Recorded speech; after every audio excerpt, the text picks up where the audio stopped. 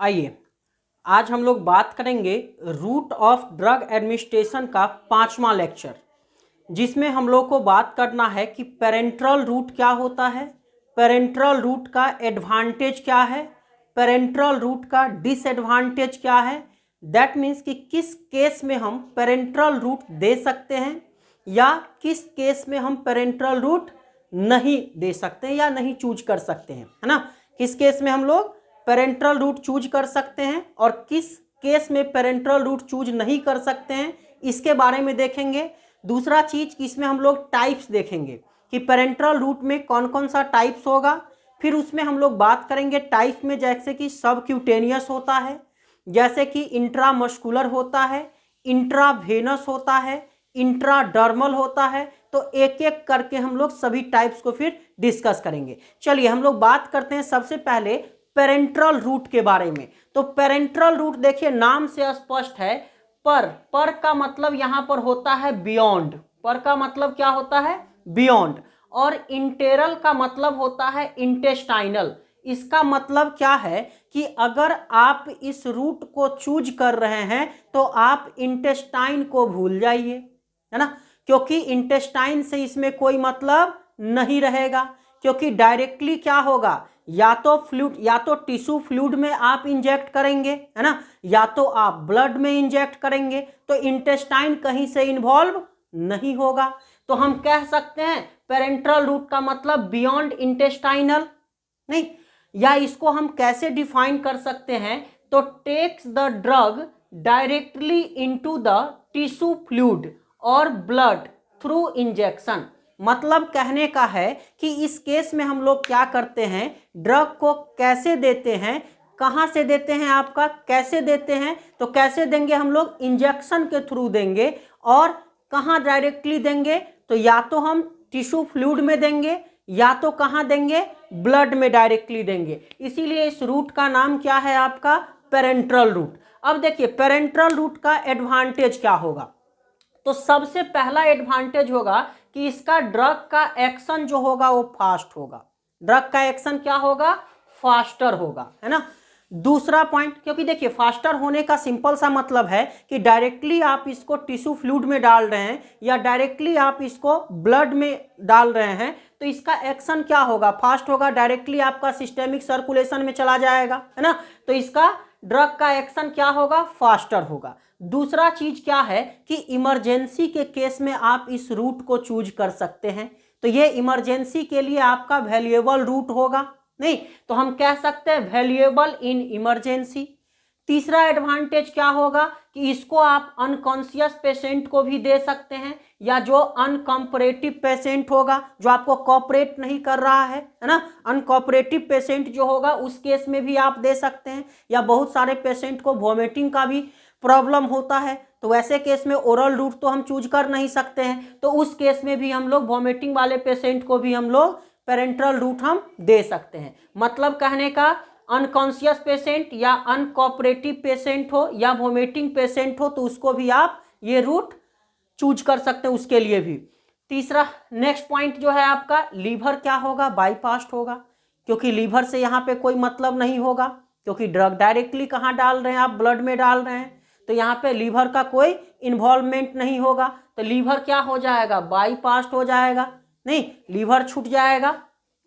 एक और एडवांटेज इसका होगा कि no chance of interference by food और डाइजेस्टिव जूस, क्योंकि ना तो इसको फूड से मिलना है ना तो इसको डाइजेस्टिव जूस से मिलना है, तो ना तो फूड इंटरफेयर कर सकता है इसमें और ना तो आपका डाइजेस्टिव जूस इंटरफेयर कर सकता है। मतलब ना तो फूड ड्रग इंट्रैक्शन का कोई चांसेस यहाँ बनने वाला है नहीं, तो ड्रग फूड इंट्रैक्शन यहाँ नहीं हो पाएगा, तो ये भी एक आपका एडवांटेज है इस रूट का।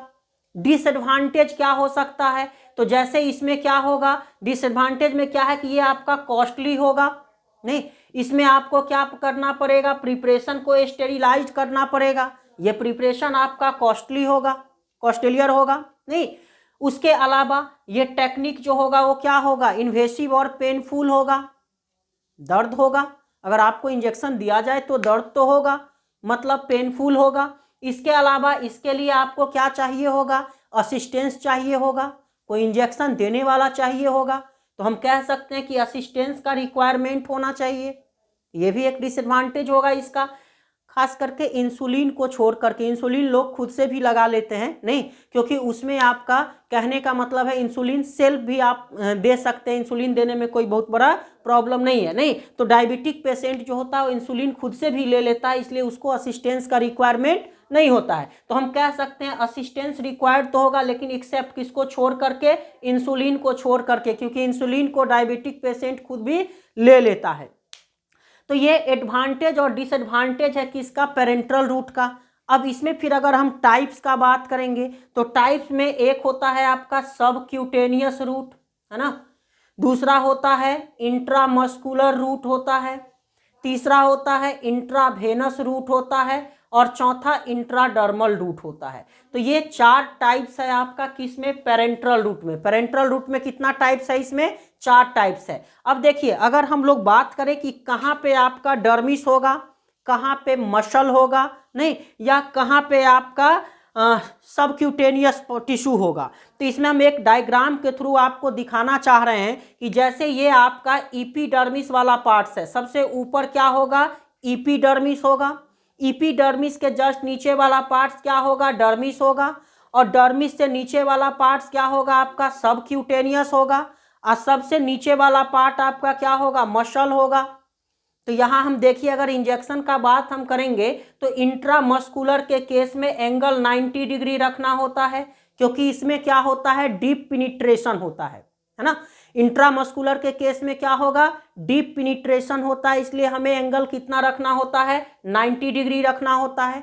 सबक्यूटेनियस के केस में आपका 45 डिग्री रखना होता है। अगर इंट्रावेनस रूट आप अप्लाई कर रहे हैं तो 25 डिग्री रखना होता है, और अगर आप इंट्राडर्मल देते हैं तो 10 से 15 डिग्री, 10 और या 15 डिग्री के बीच में 10 से 15 डिग्री रखते हैं तो इंट्राडर्मल आप रूट में इंजेक्शन दे सकते हैं। तो ये पेरेंट्रल रूट में आपका कौन कौन सा हो गया, तो एक तो इंट्राडर्मल हो गया, सबक्यूटेनियस हो गया, आईवी और आपका इंट्राडर्मल। तो ये 4 रूट है ड्रग एडमिनिस्ट्रेशन करने का, जो किसके अंदर आता है, पेरेंट्रल रूट के अंदर आता है। क्लियर है। अब देखिए अगर हम इसमें बात करते हैं सबक्यूटेनियस रूट का, है ना, एक चीज और कि यहाँ पे सबक्यूटेनियस के केस में 3 मेथड और है। एक आपका डर्मोजेट मेथड है, एक पैलेट इम्प्लांटेशन मेथड है, और एक non biodegradable and biodegradable implant का मेथड है। इसको हम लोग डिस्कस करेंगे सबक्यूटेनियस में आगे जस्ट। तो देखिए सबसे पहले हम लोग इसमें बात करते हैं सबक्यूटेनियस का। किसका बात करते हैं, सबक्यूटेनियस रूट का। तो अगर हम सबक्यूटेनियस रूट का बात करें तो ड्रग जो डिपोजिट होगा इसमें कहाँ पे डिपोजिट होगा, जो लूज सबक्यूटेनियस टिश्यू है, ये वाला पार्ट जो है ना, इसको हमने दिखाया है किससे, इसको हमने दिखाया है सबक्यूटेनियस, है ना, इसको हमने क्या दिखाया है, सबक्यूटेनियस, ये वाला पार्ट, है ना। तो ये इसमें क्या होगा, आपका ड्रग को इंट्रोड्यूस करना होगा कहाँ पे, सबक्यूटेनियस टिश्यू के अंदर, है ना। सबक्यूटेनियस रूट में क्या करना होता है, ड्रग को सबक्यूटेनियस टिश्यू के अंदर इंट्रोड्यूस करना होता है। तो इसी रूट को हम लोग कहते हैं सबक्यूटेनियस रूट कहते हैं। मतलब हम कह सकते हैं कि ड्रग जो डिपोजिट करेगा कहाँ पे डिपोजिट करेगा, लूज सबक्यूटेनियस टिश्यू के अंदर, है ना, और वो सप्लाई होगा किसके थ्रू, सप्लाई होगा नर्व्स के थ्रू। लेकिन ये यहाँ पर होगा क्या, तो लेस वेस्कुलर होगा, वेस्कुलर ज्यादा नहीं होगा। मतलब कह सकते हैं कि drug deposited into loose subcutaneous tissue, है ना, और क्या कह सकते हैं, supplied by nerves but less vascular, लेकिन क्या होगा, लेस वेस्कुलर होगा। दूसरा पॉइंट है ना कि एब्जॉर्प्शन जो होगा इस केस में क्या होगा, स्लोअर होगा, किससे, इंट्रामस्कुलर से। मतलब कह सकते हैं कि absorption slower then intramuscular, intramuscular से इसका एब्जॉर्प्शन जो होगा सबक्यूटेनियस का वो क्या होगा, धीरे होगा, स्लो होगा। उसके अलावा इरिटेंट ड्रग को आप इसके थ्रू इंजेक्ट नहीं कर सकते हैं, irritant drug can not be injected, irritant drug को आप इंजेक्ट नहीं कर सकते हैं। और इसमें एक चीज और होता है कि जो ड्रग आप दे रहे हैं उसका वॉल्यूम कम होना चाहिए, मतलब कह सकते हैं कि only A small volume can be injected. इस रूट से अगर आप सबक्यूटेनियस रूट से इंजेक्शन दे रहे हैं तो यहाँ पे वॉल्यूम जो होगा ड्रग का वो कम रखना होगा, मतलब कह सकते हैं कि only A small volume can be injected. दूसरा चीज कि इसमें सेल्फ पिनिट्रेशन पॉसिबल है, मतलब सेल्फ इंजेक्शन पॉसिबल है। क्यों? क्योंकि इसमें because deep penetration is not needed, इसमें डीप पिनिट्रेशन का जरूरत नहीं होता है। जैसे आप देख सकते हैं कि इंट्रामस्कुलर में डीप पिनिट्रेशन होता है लेकिन सबक्यूटेनियस में डीप पिनिट्रेशन नहीं होता है। इसलिए हम कह सकते हैं कि सबक्यूटेनियस रूट जो है ये सेल्फ इंजेक्शन इस रूट से लिया जा सकता है क्योंकि डीप पिनिट्रेशन इसमें जरूरत नहीं पड़ता है। अब सबक्यूटेनियस में फिर आपका क्या है, कुछ स्पेशल मेथड है सबक्यूटेनियस रूट के लिए। जैसे कि इसमें एक मेथड है आपका डर्मोजेट, है ना। तो डर्मोजेट एक्चुअल में क्या है, तो डर्मोजेट में क्या होता है, नीडल यूज नहीं होता है ना। जैसे अदर हम ले रहे हैं सबक्यूटेनियस में, जैसे कि मान सबक्यूटेनियस दे रहे हैं या हम आईवी या आईएम दे रहे हैं या इंट्राडर्मल दे रहे हैं तो उसमें हमें इंजेक्शन का रिक्वायरमेंट होता है। लेकिन सबक्यूटेनियस का ही स्पेशल टाइप्स है जिसमें आपका डर्मोजेट मेथड है, तो डर्मोजेट मेथड में इंजेक्शन का रिक्वायरमेंट नहीं होता है। तो आप कहिएगा कि सर बिना इंजेक्शन को कैसे हम दे सकते हैं ड्रग को, नहीं, तो इसके लिए क्या होता है, तो गन लाइक इंप्लीमेंट यूज किया जाता है जिसमें आपका वेलोसिटी उसका क्या होता है, बहुत ज़्यादा होता है। और ज़्यादा वेलोसिटी के साथ क्या किया जाता है, उसको आपके सबक्यूटेनियस टिश्यू जो है वहाँ तक ड्रग को पहुँचा दिया जाता है। मतलब कह सकते हैं, क्या कह सकते हैं कि हाई वेलोसिटी जेट, यहाँ पर क्या किया जाता है, हाई वेलोसिटी जेट यूज किया जाता है, किसका, ड्रग सॉल्यूशन का, नहीं, और उसको क्या किया जाता है, प्रोजेक्ट कर दिया जाता है कहाँ, किसके थ्रू, तो एक माइक्रोफाइन ऑरिफिस, ऑरिफिस का मतलब होता है रास्ता या वहां का पार्ट, नहीं, तो माइक्रो का मतलब बहुत छोटा, बहुत पतला, है ना। तो माइक्रोफाइन ऑरिफिस के थ्रू क्या किया जाता है, आपके सबक्यूटेनियस टिश्यू तक इंट्रोड्यूस कर दिया जाता है। अब इसमें कैसे इंट्रोड्यूस होगा, तो इसके लिए यूज किया जाता है गन लाइक इंप्लीमेंट, है ना। क्या यूज किया जाता है, गन लाइक इंप्लीमेंट, जो क्या करेगा, ज़्यादा से ज़्यादा वेलोसिटी से मेडिसिन को वहां तक सबक्यूटेनियस जो टिश्यू है वहां तक पहुंचाने का काम करेगा। तो हम कह सकते हैं कि गन लाइक इंप्लीमेंट के मदद से हाई वेलोसिटी के साथ में ड्रग को जेट के माध्यम से कहाँ पहुंचा देना, सबक्यूटेनियस टिश्यू के अंदर पहुंचा देना, that is called Dermojet method. और डर्मोजेट मेथड में क्या होगा, डिपोजिट होगा जाकर के ड्रग कहाँ पे, सबक्यूटेनियस टिश्यू में। तो इसी मेथड को हम लोग क्या कहते हैं, डर्मोजेट मेथड कहते हैं। दूसरा एक यूज होता है आपका पैलेट इम्प्लांटेशन मेथड, है ना। दूसरा क्या है, पैलेट इम्प्लांटेशन मेथड। तो पैलेट इम्प्लांटेशन के केस में क्या किया जाता है कि ड्रग को रखा जाता है सॉलिड पैलेट के फॉर्म में, है ना। सॉलिड पैलेट के फॉर्म में क्या किया जाता है, ड्रग को रखा जाता है और इसको इंट्रोड्यूस करवाया जाता है सबक्यूटेनियस टिश्यू तक। कैसे, तो इसमें यूज किया जाता है ट्रॉकर या यूज किया जाता है कैनुला, है ना।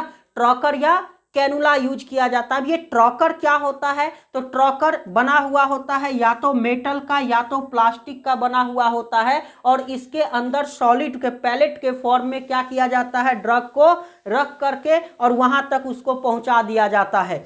और कैनुला क्या होता है, एक होलो ट्यूब होता है, या तो आप होलो ट्यूब के अंदर डाल करके वहां तक पहुंचाए या तो ट्रॉकर के मदद से वहां तक आप पहुंचा सकते हैं ना। अब देखिए ये प्रोवाइड करता है, जो कह सकते हैं कि ये जो पैलेट इम्प्लांटेशन मेथड है ये क्या प्रोवाइड करता है, सस्टेन रिलीज्ड, है ना, किसका, ड्रग का, कितने दिनों के लिए, तो ओवर वीक या मंथ, एक सप्ताह से भी ज़्यादा या एक मंथ से ज़्यादा तक इस ड्रग को वहाँ पर रखा जा सकता है और धीरे धीरे उसमें से ड्रग क्या होगा, रिलीज होते रहेगा। तो इस मेथड को यूज किया जाता है बेसिकली किस चीज़ के लिए, this provide sustain release of the drug over weeks and month. जैसे इसमें DOCA यूज किया जाता है। DOCA क्या है? तो डिऑक्सी कॉर्टिकोस्टेरॉन है। एक्चुअल में डिऑक्सी कॉर्टिकोस्टेरॉन, आपने अगर एड्रीनल ग्लैंड के बारे में पढ़ा होगा इंडोक्राइन ग्लैंड में, तो वहां पर क्या होता है, एक एड्रीनल कॉर्टेक्स होता है और एक एड्रीनल मेडुला होता है। नहीं, एक एड्रीनल कॉर्टेक्स होता है और एक एड्रीनल मेडुला होता है। जो एड्रीनल मेडुला होता है वो सिक्रीट करता है आपका इपिनेफ्रिन और नॉर इपिनेफ्रिन, है ना, या एड्रीनालिन, नॉर एड्रीनालिन जिसको हम लोग बोलते हैं। और जो कॉर्टेक्स होता है वो क्या क्या सिक्रीट करता है, तो ग्लूकोकॉर्टिकॉइड्स और मिनरलोकॉर्टिकॉइड जो स्टेरॉइडल हार्मोन्स है। नहीं, तो यहाँ पर एक्चुअल में जो DOCA है, डिऑक्सी कॉर्टिकोस्टेरॉन जो है, ये एक तरह का क्या है, आपका स्टेरॉइड हार्मोन है, जो कहाँ से सिक्रीट होता है, एड्रीनल ग्लैंड से सिक्रीट होता है। तो इस तरह का हार्मोन को अगर आपके बॉडी में पहुंचाना है सबक्यूटेनियस रूट के थ्रू, तो हम लोग यूज करते हैं, कौन सा मेथड यूज करते हैं, तो ये method pellet implantation method use करते हैं। चाहे आपका टेस्टोस्टेरोन हार्मोन्स हो गया, नहीं, जिसको हम लोग मेल सेक्स हार्मोन कहते हैं, इसको एंड्रोजेन भी हम लोग कहते हैं टेस्टोस्टेरोन को। तो इस सब का यूज किया जाता है सबक्यूटेनियस रूट के थ्रू, किसमें, पैलेट इम्प्लांटेशन मेथड में। तीसरा एक मेथड और है इसमें हमारे पास, जो नॉन बायोडिग्रेडेबल या बायोडिग्रेडेबल इम्प्लांट्स होता है ना। इसमें एक्चुअल में क्या होता है, क्रिस्टलाइन ड्रग को, ड्रग का क्रिस्टल के फॉर्म में उसको पैक किया जाता है कैप्सूल के अंदर या ट्यूब के अंदर, है ना, ट्यूब के अंदर या कैप्सूल के अंदर, ट्यूब्स के अंदर या कैप्सूल्स के अंदर क्या किया जाता है, इसको ड्रग को क्रिस्टल के फॉर्म में पैक कर दिया जाता है और इसको स्किन के अंदर लगाया जाता है ना। और ये खास करके कब यूज होता है, तो जैसे अगर किसी हार्मोन्स को आपके बॉडी में अंदर इंट्रोड्यूस करवाया जाए सबक्यूटेनियस रूट से, या फिर कह सकते कंट्रासेप्टिव के केस में, है ना। जैसे कंट्रासेप्टिव में आपका क्या होता है, एक कंट्रासेप्टिव का नाम आपने सुना होगा नॉरप्लांट, है ना, आपने इसको पढ़ा भी होगा बायोलॉजी में, बायोलॉजी रिप्रोडक्टिव हेल्थ चैप्टर के अंदर, रिप्रोडक्टिव हेल्थ चैप्टर के अंदर आपने पढ़ा होगा नॉरप्लांट के बारे में, है ना। तो नॉरप्लांट क्या है, एक कंट्रासेप्टिव है, इसके अंदर हार्मोन्स होता है और इसको सबक्यूटेनियस रूट के थ्रू आपका बॉडी के अंदर इंट्रोड्यूस करवा दिया जाता है। तो ये सब मेथड आपका आता है किसमें, सबक्यूटेनियस में। कौन कौन सा, डर्मोजेट मेथड हो गया, दूसरा पैलेट इम्प्लांटेशन मेथड हो गया, और तीसरा non biodegradable and biodegradable implants का मेथड हो गया। तो ये किस में आता है, सबक्यूटेनियस में आता है। क्लियर है ना, आई होप क्लियर हो गया होगा। नहीं, इसके आगे जो हमारा आता है पेरेंट्रल रूट के अंदर, ये तो सबक्यूटेनियस आया पेरेंट्रल रूट के अंदर। आगे जब हम लोग बात करेंगे नेक्स्ट लेक्चर में, तो उसमें हम लोग बात करेंगे इंट्रामस्कुलर के ऊपर और इंट्रावेनस के ऊपर, और एक हम लोग इंट्राडर्मल रूट के ऊपर नेक्स्ट क्लास में, इसमें नेक्स्ट लेक्चर में हम लोग बात करेंगे। क्लियर है। अगर आपको अच्छा लगा हो तो वीडियो को लाइक कीजिएगा, शेयर कर लीजिएगा, है ना, ताकि हमारा भी मनोबल इसी तरह से बढ़ता रहे, है ना, और हम एक पर एक इसी तरह से वीडियो आपका चैप्टर वाइज, टॉपिक वाइज आपको हम कंप्लीट करवाते रहें। और अगर आप चैनल पे नए होंगे, है ना, तो आप क्या कर लीजिएगा, चैनल को सब्सक्राइब कर लीजिएगा, बेल आइकन को दबा लीजिएगा, ताकि जो भी नया वीडियो डालेंगे आप तक आसानी से पहुंच पाएगा। Thank you.